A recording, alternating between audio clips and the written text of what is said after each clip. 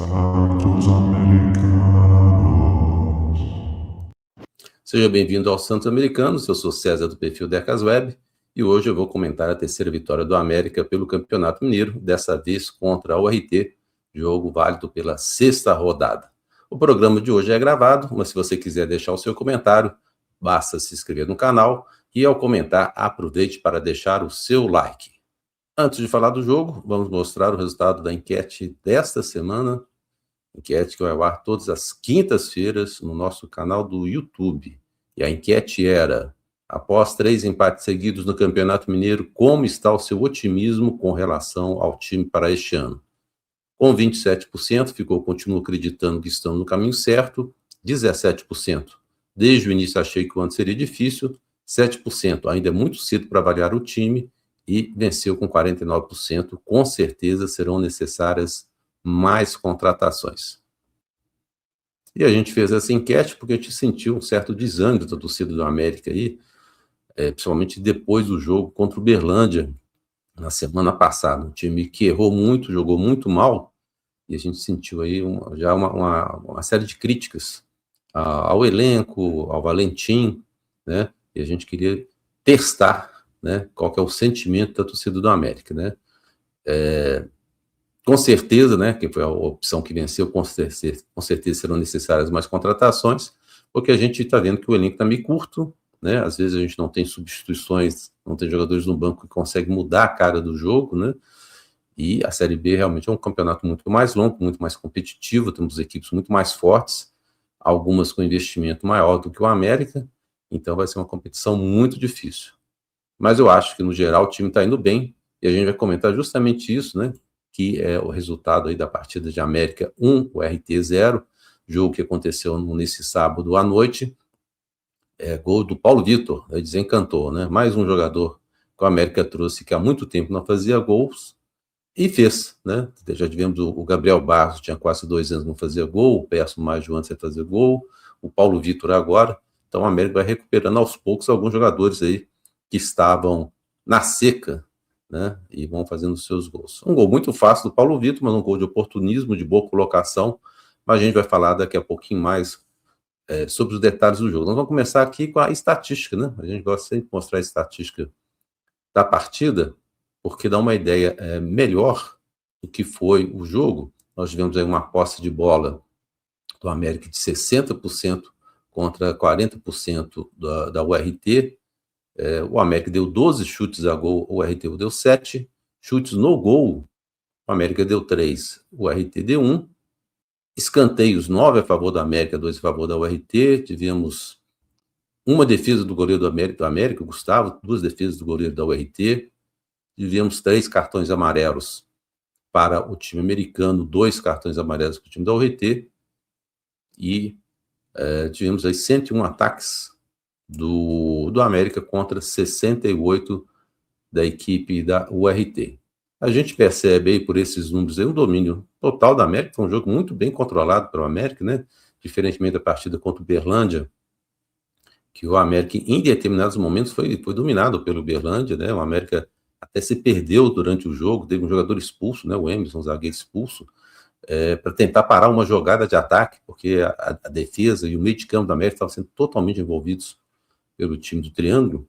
E já nesse jogo a gente viu o América muito bem taticamente, né? Um time muito bem definido, jogadores cumprindo ali o que a gente imagina, né, que seja a orientação do Valentim, saindo aí com 3 jogadores, normalmente com o Gustavo, né, o goleiro saindo, né? O Gustavo tem mais participação nas saídas de bola do que defesa propriamente dito, né? A América jogando de uma forma para dar amplitude, né? O pessoal aí de futebol, os técnicos gostam muito de falar isso, né? Que essa aí com o Rafael Barcelos, com o Ricardo Silva e Gustavo, deixando bem abertos, de um lado o Arthur e do outro lado o Léo Alaba, e mais à frente dessa linha de 3, né, contando com o Gustavo, a gente tem o Felipe Amaral, né? Então, normalmente tenta-se sair ali pelo meio com o Felipe Amaral, quando não dá a possibilidade aí de utilizar os 2 laterais bem abertos aí. Eu acho que a grande diferença desse jogo em relação ao Uberlândia, ainda a obediência tática do time da América, a gente pode ver também porque a URT não jogou como o Uberlândia jogou contra a América. No outro jogo, no jogo do outro final de semana, a gente viu o Uberlândia marcando o América muito em cima, mas marcando sob pressão, né? A URT fez uma marcação de saída de bola do América muito mais posicional do que efetivamente de atacar os nossos zagueiros, né? Poucas vezes fez isso, né? Então, o que eles tentavam marcar eram jogadores que poderiam receber a bola, e não uma marcação sob pressão para dificultar a saída, né? Pressionar o jogador que está com a bola a cometer algum erro. Não, o América teve espaço, teve tranquilidade para sair com a bola, e a URT foi se posicionando ao longo da jogada de acordo com o desenrolar da movimentação do América, né? Não foi uma marcação tão firme. Interessante também notar o seguinte, que a URT, ela vinha com a líder, né, como a líder da classificação geral, né, até esse jogo, mas o RT, esse foi o sexto jogo, o RT fez 5 gols no campeonato, né, levou 1 gol. Então é um time que, por exemplo, empatou 2 jogos em 0-0, venceu 2 jogos por 2-0, 2-1, outro por um jogo por 1-0. Então, eu entendo, né, que a intenção aí do técnico da URT, da equipe do URT, foi desde o início se manter, né, no Campeonato Mineiro, né, no módulo 1 que chamam, né. Então ela não tem uma preocupação, na verdade, de chegar às semifinais, né, alguma coisa mais longe. Pode até chegar pela posição que ele está hoje, né, mas eu acho que desde o início a preocupação do URT não foi de montar um time para chegar às semifinais. Pode chegar, né, porque alguns times tradicionais aí, que normalmente chegam às semifinais, o Atlético está muito mal, Tombense também está muito mal, e a gente não vê aí, talvez a gente vai ter uma surpresa aí, um Norte nas semifinais, quem sabe um Betim, né, a gente vai ver ainda, faltam mais 2 rodadas, e estou gravando esse episódio aqui antes dos resultados dos jogos de domingo, né, então a gente ainda tem mais 2 rodadas e meia, vamos dizer assim, né. Mas me parece aí que esses times que normalmente complicavam, né, como o Atlético, que está na Série B igual o América, Tombense, que já teve na Série B também, esses times não vão conseguir chegar às semifinais, e aí o RT aparece com uma grande surpresa, ou uma das surpresas, né, já que o Norte também está fazendo uma boa campanha.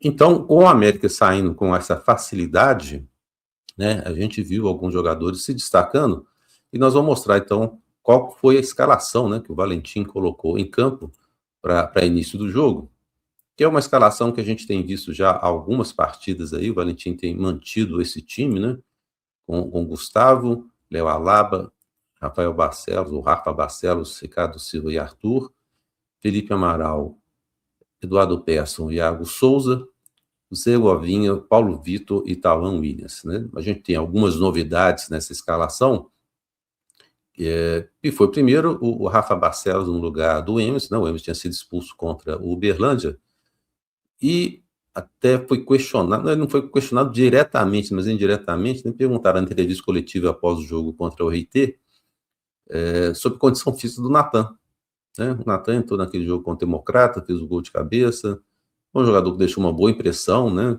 Num jogo que o América não jogou tão bem, porque estava todo nem mesclado, era o time reserva que estava jogando, né? O Natan deixou uma boa impressão, teve um problema de uma Castro, né? No jogo passado ele nem ficou no banco, e o Valentim tem dado mais oportunidades ao Rafa Barcelos do que o Natan, que é um jogador que tem experiência internacional, jogou na Suíça, jogou nos Estados Unidos, estava no Cuiabá, se não me engano, formado nas categorias de base do Palmeiras, né? Mas o Valentim está privilegiando aí o Rafa Barcelos quando pode, né? Como o Emerson havia sido expulso, né, no jogo contra o Uberlândia, entrou aí o Rafa Barcelos. A outra novidade nesse time foi a ausência aí do Gabriel Barros, né? Pelo lado direito, o Gabriel Barros, segundo a informação dada pelo América, ele estava com um problema de carga, né? Que eles falam quando o jogador está muito próximo de ter algum problema físico, né? Controle de carga, que eles chamam, né? Então, para o jogador não estourar essa carga física dele, né? O jogador é poupado, né? Fica com uma opção aí para o jogo de domingo que vem, né, o clássico que a gente vai ter contra os rivais azuis aí. Entrou então o Segovinha, né? A gente vai falar também individualmente de cada um deles. Então essas foram as duas novidades, né? Para o segundo tempo, a gente viu aí a entrada do Paulinho pelo lado esquerdo, no lugar do Arthur, né? Uma substituição que vem ocorrendo com frequência. A gente precisa descobrir o que está acontecendo com o Arthur, se o problema do Arthur é por causa do cartão amarelo que tinha recebido no primeiro tempo, se é problema físico, né? Se é apenas uma questão tática do Valentim. Mas o Paulinho tem entrado em praticamente todas as partidas, né? Coisa que a gente não vê, por exemplo, com o Léo Alaba. Né? A gente não vê o Samuel entrando em todas as partidas, o Heitor mesmo, que é um jogador da base, que também subiu, que é lateral direito, também ainda não foi aproveitado, e o Maguinho está voltando de lesão, né? Tivemos a entrada aí do Iago Santos, no lugar do Eduardo Persson. Tivemos Val Soares entrando no lugar do Iago Souza, o Yarley entrou no lugar do Zé Govinha, e o Everton Brito entrou no lugar do Tauan Williams. São substituições que a gente pode dizer que são substituições tradicionais, né, do Valentim, né? Praticamente todo jogo ele faz essas mesmas substituições. Ao meu ver, o Paulinho entrou muito melhor do que o Arthur, né? Embora o Arthur tenha sido contratado aí como opção e uma indicação do Alberto Valentim. O Paulinho, na hora que entrou, ele aqueceu aquele lado esquerdo do América, que estava meio abandonado. Inclusive, os dois laterais do América, o Arthur e o Léo Alaba, não foram bem ofensivamente. Se a gente for até escolher aí um jogador, um lateral aí, que tem se destacado mais ofensivamente, foi o Léo Alaba, né, que não é aquele lateral que a gente está imaginando, né? A gente está torcendo aí pela volta do Maguinho, né? Mas o Léo Alaba foi melhor do que o Arthur. E na hora que o Paulinho entrou, como eu disse aí, ele criou muitas oportunidades, pelo pouco tempo que ele ficou em campo, né? Criou muitas oportunidades pelo lado esquerdo e foi bem, embora tenha jogado pouco. O Iago Santos substituiu o Eduardo Persson. Acho que até o Valentim, nesse ponto, ele poderia ter substituído o Persson mais cedo.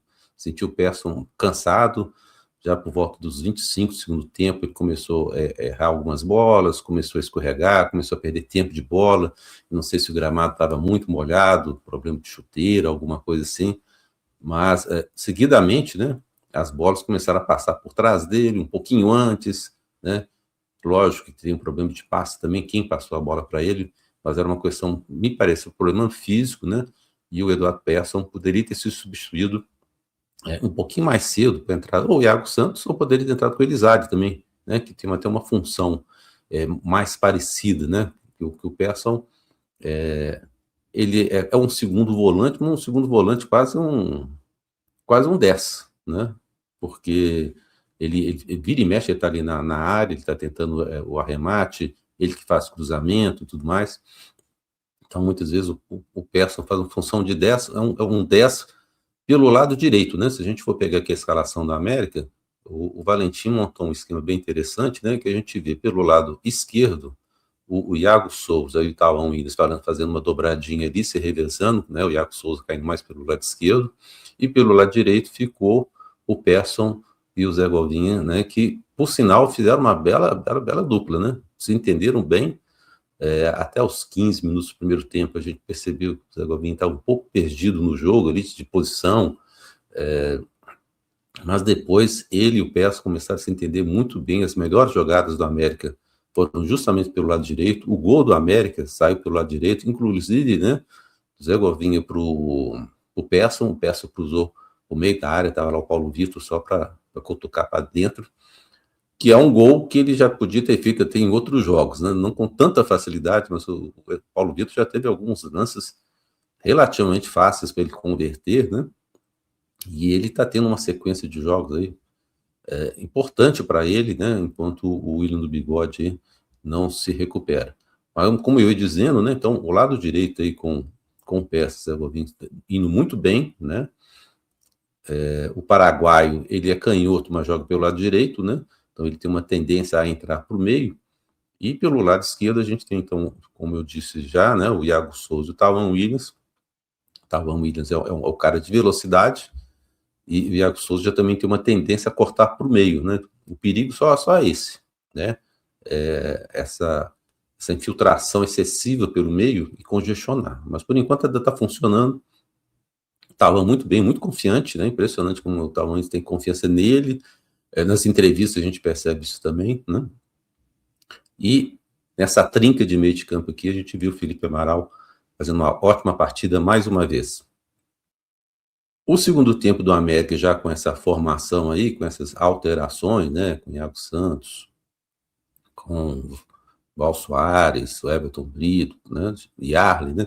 Já não funcionou tão bem como no primeiro tempo, né? Talvez até o Valentim ainda demorar um pouquinho para substituir, porque o time começou a perder força ofensiva. E achei até que o Tavan Williams, entre os jogadores de ataque ali, ainda era o mais perigoso, né? Mas ele preferiu substituir primeiro o Tavan, colocou o Everton Brito, e mais pro final que colocou o Yarley no lugar do Zé Govinha, que entrou bem também, mas já entrou bem no finalzinho também do jogo, né? O Iago Santos entrou muito para marcação, né? Fazendo uma função até diferente do Persson, e o Val Soares, para mim, continua devendo aí, para mim, assim, pensando como jogadores, né? Quando foi contratado, né? Eu imaginava que o Val Soares seria o grande destaque do meio de campo do América, e ele ainda não conseguiu se firmar. Não sei se é um problema físico, estava jogando no Japão, se é um problema de adaptação, né?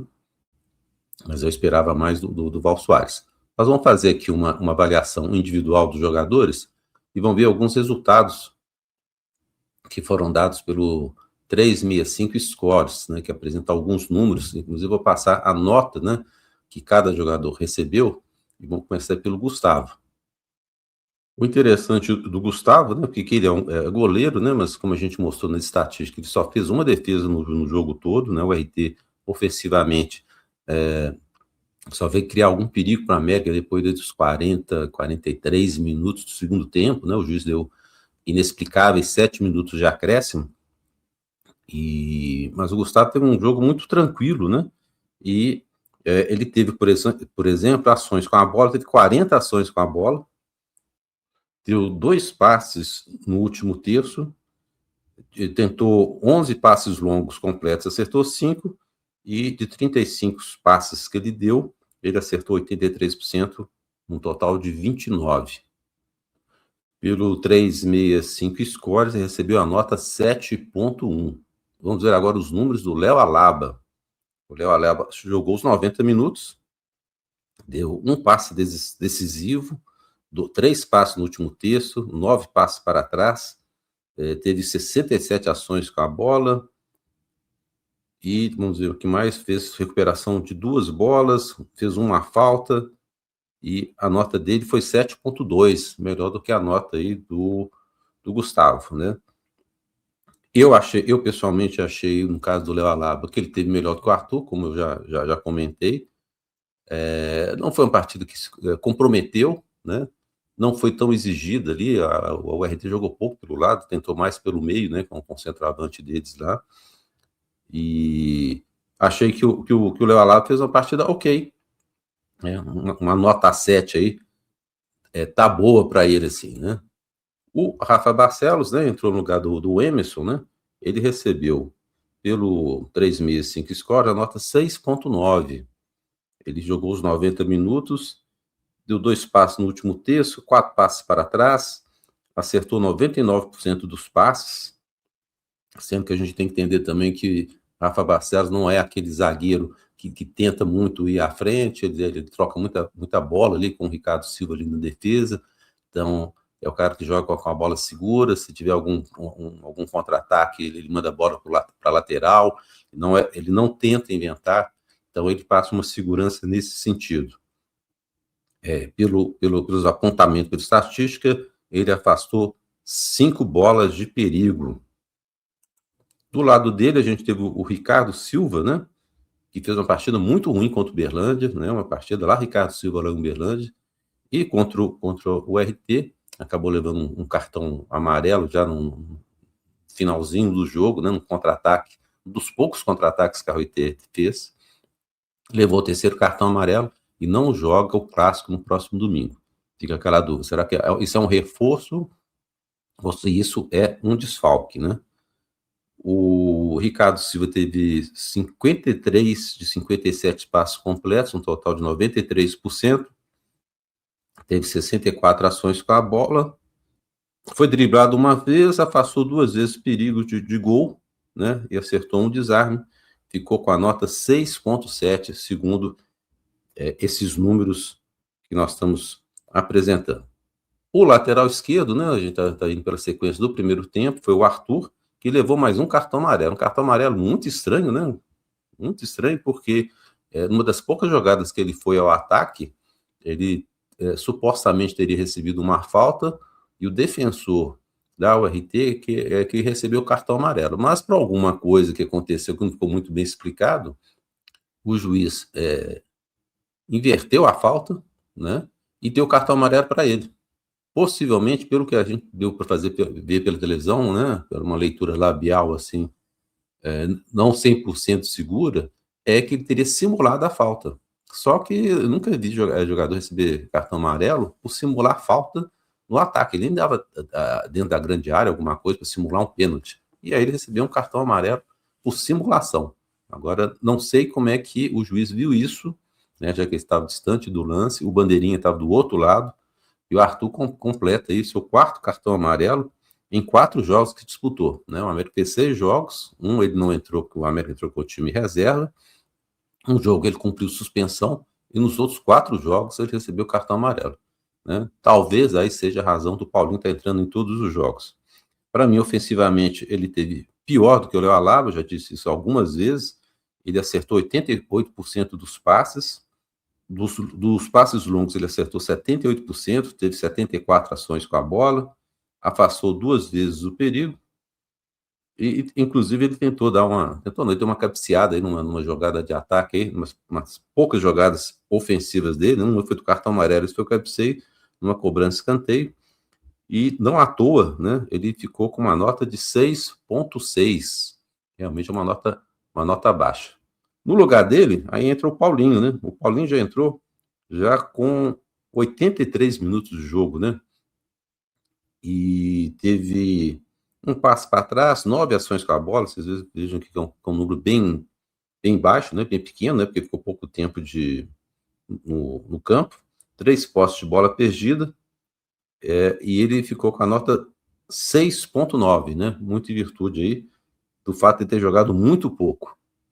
Agora nós vamos ver o pessoal do meio para frente, né? E a gente vai começar com o Felipe Amaral, que tem sido um destaque do América desse campeonato. E no caso do Felipe Amaral, eu pessoalmente não concordei aí com a avaliação. Ele ficou com uma nota de 6,5, né? Ele jogou os 90 minutos, ele acertou 80% dos passes que ele deu, acertou 50% dos passes longos, acertou 2 dos 3 dribles completos que tentou, teve recuperação de 13 bolas perdidas. Pela posição, né, pela posição que o Felipe Amaral joga, possivelmente seja isso, né? É um jogador central, né? Então ele participa praticamente de todas as jogadas de defesa e de ataque, né? Não é o volante, aquele volante marcador, aquele pitbull, né? Que muita gente a gente acostumou a ver aí, nos camisas número 5, né? Os volantes tradicionais, primeiros volantes, mas é um jogador muito útil, né? E desde o ano passado tem falado aí que o Felipe Amaral era um jogador muito mais útil do que aqueles que estavam jogando como titulares no América, melhor que Calma Barros, Calma Diniz, o próprio Elizari, né? E desde que o Felipe Amaral entrou aí no meio de campo do América, o time do América mirou, ganhou uma solidez, né? E, coincidentemente ou não, na partida contra o Berlândia, né? Ele teve muito mal, né? E a defesa do América talvez tenha desandado muito em função disso, né? Porque ele não fez uma boa partida e atrapalhou todo o sistema defensivo do América. O próximo jogador que nós vamos analisar é o Eduardo Persson, né? Que é a grande contratação da América desse ano, para mim, né? Na minha opinião. E ontem ele deu uma entrevista interessante após o jogo, falando que no América ele voltou a ter felicidade em jogar futebol, né? Parece que a situação dele lá na Chapecoense não estava muito bem. Ele foi indicado pelo Valentim, jogou com o Valentim no Ituano, né? E Persson, mais uma vez, mais um passe de gol, né? Em 5 jogos que o Persson participou, ele teve participação em 2 assistências, 2 gols. É o grande cara ali do meio de campo do América. Deu 4 passes decisivos, uma chance perigosa criada e acertou 85 dos passes completos, acertou apenas 1/3 dos passes longos completos e sofreu 4 faltas e deixa eu ver aqui mais algum dado aqui, e teve 5 recuperações de bola. Ele teve a nota 7.7, se não me engano aqui, vou até confirmar aqui, ó, a maior nota do jogo foi do Eduardo Persson, 7.7. Ele fez uma partida muito boa, realmente. O destaque, né, desse meio de campo do América aí. E ao final da partida, né, as emissoras de rádio começaram a falar que ele recebeu um cartão amarelo durante o jogo, no finalzinho, né? Finalzinho, sim, né? Finalzinho antes dele sair, né? Porque ele já estava cansado demais, né? Começou a tentar suprir a falta de perna aí, fazendo falta, empurrando e tudo mais, recebeu um cartão amarelo, para mim até injusto, né? E aí as emissoras de rádio começaram a falar que ele tinha recebido o 3º cartão amarelo, que ele não ia jogar o clássico do próximo domingo e tal, mas depois a Itatiaia fez um levantamento, pegou a súmula de todos os jogos do América aí, e acabaram verificando aí que o Persson recebeu o 2º cartão amarelo, que realmente se ele não jogasse essa partida aí contra o time do supermercado, seria um desfalque muito grande, né? Porque tá fazendo esse início de Campeonato Mineiro muito bom, né? Para mim, uma surpresa boa, porque eu não esperava dele. Esperava, talvez, isso do Val Soares, né? E quem está realmente aí se destacando aí é o Eduardo Persson. O próximo aí da lista aí, ó, é o Iago Souza, né? Que é a jovem revelação, né, do América, um jogador muito novo, né? Teve 38 ações com a bola, acertou 96% dos passes que ele deu, 100% dos passes longos completos e recuperou 7 posses de bolas, fez 2 desarmes e deixa eu ver o que mais aqui. E ele ficou com a nota 7, né? Também uma nota boa, né? Voltou a fazer uma partida boa depois das 2 últimas partidas que eu achei fracas do Iago Souza, correndo para trás e tal, mas essa partida novamente, né, ele voltou a ser um jogador importante na desmontagem de linhas, né, quando você vê o adversário jogando em linhas muito próximas, né, é importante você ter um jogador que quebra linhas, né, um jogador que dribla, né, às vezes em diagonal, vai passando por elas. O Iago Souza tem essa capacidade, né, é um menino tecnicamente muito bom, né, então quando a gente fala assim, faça essa crítica que ele joga a bola para trás, é porque a gente sabe que ele tem capacidade de jogar e ir para frente, né, e recebeu muitas faltas, né? Inclusive uma crítica ao árbitro, né, dessa partida contra o RT é isso, porque a RT começou o jogo batendo legal, né? E o Iago Souza, por ser um menino de 19 anos, ainda ser franzino, né? Ele sempre é alvo desses zagueiros e tal. E por incrível que pareça, né, acabou que o América recebeu 3 cartões amarelos e o RT 2, né? O RT bateu muito mal, principalmente no início do jogo, né? Então o América recebeu com o Ricardo Silva, o Arthur e com Eduardo Persson. Vamos falar agora do Iago Santos. O Iago Santos só jogou 8 minutos, né, no lugar do Eduardo Persson. Ele tem uma característica de jogador que corre muito ali no meio de campo, é um jogador muito de combate, né? Talvez tenha mais características de volante, né, do que o próprio Eduardo Persson, né? E acho, né, que ali pelo tempo de jogo aí, o Valentim realmente está mais preocupado em se defender e segurar o resultado, né, do que tentar criar mais alguma coisa, tentar um segundo gol, né? Como eu disse, eu acho que o Elisário tem um pouco mais de características próximas do Persson do que o Iago Santos, que é mais marcador. O Elisário também não marca tão bem assim, é um jogador mais de armação de jogada. Mesmo assim, mesmo jogando pouco, o Iago Santos acertou 100% dos passes, acertou 100% do cruzamento, na verdade só fez um, né, teve 12 ações com a bola, recuperou uma bola também, e ficou com a nota aí de 6.9, segundo o 365 Score. O próximo é o Val Soares, né, que eu pessoalmente, né, tenho criticado aí, e a nota dele foi 6,5. Ele atua como se fosse um segundo volante, e entrou para dar um gás no meio de campo do América, entrou no lugar do Iago Souza. Ele ficou em campo 14 minutos, deu 2 passes para trás, acertou 83% dos passes completos, 50% dos passes longos, teve 15 ações com a bola e fez uma recuperação na posse de bola aí, ficou com essa nota de 6,5. Vamos partir agora para a turma da frente, né, o Zé Govinho aí, que tinha estreado, né, contra o Uberlândia, e ele entrou meio perdido nesse jogo contra o Uberlândia. É verdade, eu tive essa impressão, né? Talvez por uma pressão de colocá-lo logo para jogar, a gente não sabe a condição física dele, se ele veio bem lá se não me engano, o último time dele era da Emirados Árabes, né? Agora estou na dúvida se Emirados Árabes ou era a Bélgica, que ele estava por último. E o Valentim colocou um pouquinho no jogo contra o Uberlândia, eu achei perdido. Nesse jogo contra o RT, os 10 primeiros minutos ali também, 10, talvez 15 minutos, ele estava meio sem posição, né, sem entender muito bem a função dele. Mas depois aí ele se ajustou ali com o Persson, fizeram boas dobradinhas ali, né, boas jogadas, deu opção, caiu pelo meio. Lembraria um pouco, talvez, o Miguelito, no sentido de ser um jogador que tem rapidez, mas é um jogador que tem qualidade, né? Eu até pensei que ele seria um jogador muito mais de lado, no sentido de um jogador ser mais agudo, não, mas você está demonstrando que tem recursos, né? E é um jogador que vai ser muito útil para a América, né? Mas apesar de eu achar dele ter feito uma boa partida, ele ganhou uma nota de 6,8, né? Segundo os critérios do 365 Score.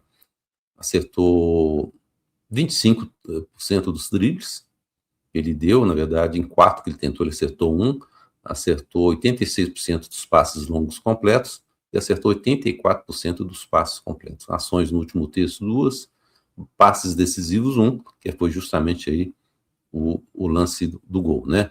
É importante destacar aí, porque ele entrou no lugar do Gabriel Barros, que taticamente é um jogador muito importante, né, no esquema do Valentim, é um jogador que ajuda demais o lado direito ali, né? Talvez até pela fragilidade do Léo Alaba, e o Zé Govinha chegou e cumpriu taticamente perfeito a função, vamos dizer assim, do Gabriel Barros, né? E vamos ver agora como é que o Valentim vai fazer, né? Porque o Gabriel Barros, como eu disse, taticamente é muito bom, mas tecnicamente o Zé Govinha, né, é superior, né? Será que ele tomou já o lugar aí do Gabriel Barros? Vamos ver no clássico, né? Como é que o Alberto Valentim vai mexer nesse time, com quem que ele vai optar, né? Na frente nós tivemos o Paulo Vitor. Finalmente o Paulo Vitor desencantou, fez o gol dele. Ele disputou acho que 5, né? Não, 5 jogos, não sei se no jogo contra o Itabirito, né? Não estou lembrado agora se ele chegou a entrar no finalzinho do jogo, mas finalmente, depois desses jogos todos, o Paulo Vitor fez um gol, perdeu vários aí, a gente até criticou aqui, né? Que um centroavante não pode perder os gols que ele estava perdendo. E ele recebeu também agora uma bola, uma jogada do Zé Govinha, mas o Persson que não tinha, né? Se ele perdesse aquele ali, era para perder o emprego, inclusive, né? Mas recebeu a nota aí até ajudada aí pelo gol, né? Que normalmente esses scores, assim, eles privilegiam muito quem dá assistência, quem faz o gol. Ele ficou com a segunda melhor nota do jogo, né? 7,6, só perdeu para o Persson, que fez 7,7. Ele deu 2 chutes e um chute a gol. No total, ele acertou 92% dos passes, né? Teve 20 ações com a bola, sofreu 2 faltas, recuperou 3 bolas. E o Paulo Vitor tem uma vantagem, né? Que ele não é o centroavante paradão. Né? Você vê toda hora o Paulo Vitor está voltando, tá ajudando no meio de campo, está dando combate, né? Embora seja um jogador alto aí, né? Ele faz uma função tática também muito importante, né? Só que a gente está precisando de um outro centroavante, né? A gente não pode ficar aí só dependendo dele. Mas pelo gol aí, né? A gente espera aí que esse jejum, né, não marcava gol desde outubro de 2024, lá no futebol português, que ele agora começa aí, desande a fazer gols, né? E que ajude o América aí nessa sequência de Campeonato Mineiro e depois da Série B. E pelo lado esquerdo aí, nós temos o Tauan Williams, né? O Tauan Williams ficou com a nota 6.7. Achei muito mais participativo que o Paulo Vitor, mas é para vocês verem como é que um gol muda a pontuação, né? Ele acertou 67% dos passes completos, acertou 1/3 dos dribles que ele tentou, teve 33 ações com a bola, sofreu 2 faltas e teve um chute bloqueado e um perigo afastado. Tauan Williams é um jogador que surgiu no ano passado, a gente falava muito deles, né, porque o América tinha liberado o Tauan Williams, né? Parece que era um problema de disciplina, né? Ele veio da base do Palmeiras. E desde que ele chegou aí com o Valentim, nós já no finalzinho do ano passado, ele praticamente virou titular. Né? Um jogador muito esperto, muito confiante, dribla bem. Talvez falte um pouco mais de capricho para uma ou outra jogada aí, mas acredito que é um jogador muito importante para essa sequência do América para esse ano, né? Aí nós vamos entrar agora com a turma que substituiu, né? A turma do segundo tempo. O Everton Brito ficou em campo 31 minutos, né? Foi dos reservas que mais tempo ficou, foi a primeira substituição do Valentim, entrou no lugar do Tauan Williams, acertou 85 dos passes completos e dos longos ele acertou 100%. Só deu um também, ele acertou esse passe. Teve 18 ações com a bola e recuperação de posse de bola ele teve 4 e fez um desarme. É um jogador de segundo tempo, né? Não vejo o Everton Brito aí, é um jogador para assumir a titularidade do América, é um jogador também muito voluntarioso, um jogador que ajuda demais o setor defensivo, a recomposição, mas é um jogador que não tem tido tantas oportunidades no sentido de muito tempo de jogo, né? Até tem aparecido em várias partidas aí, mas não tem tido sequência aí de muitos minutos, né? Mas me parece que é um jogador mais para segundo tempo do que um jogador para realmente conquistar a titularidade, considerando aí o Gabriel Barros, considerando aí o Yarlen, o Zé Segovinha também, que chegou, né, o Tauan Williams, né? Mas ele ficou aí com a nota de 6.3. O próximo jogador aí, que também entrou, jogou um pouquinho, né? É o Yarlen, né? O Yarlen que chegou junto com o Zé Govinha, né, vindo do Botafogo, né? Ele jogou só 14 minutos, né? Só 14 minutos. Deu um chute a gol, é um menino que gosta de chutar, né? Realmente ele é um atacante, né? Não é aquele atacante igual alguns outros que o América tem, né? Que não chutam a gol. Ele tendo a oportunidade, ele chuta. Acertou 67% dos passes que ele deu, teve 6 ações com a bola, recuperou uma bola perdida. Ele ficou com a nota 6.5. E esses aí são os jogadores, então, né? Esse foi o time, né, que o América usou, né? O Yales é o último jogador, vamos dizer assim, né?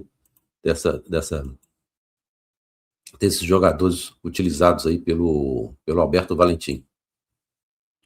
De uma forma geral, a gente pode dizer que o América fez uma boa partida, principalmente taticamente, né? Tecnicamente cometeu poucos erros, embora no segundo tempo a gente tenha percebido um cansaço maior ali, principalmente no meio de campo para frente.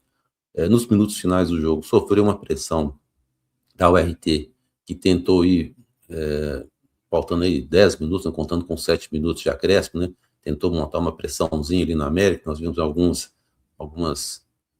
erros ali de defesa e tal. Mas, no geral, a gente tem mais que elogiar o time do América, fez uma boa partida, venceu por 1-0, e agora reassume, né, a primeira posição na classificação geral do campeonato, que é muito importante.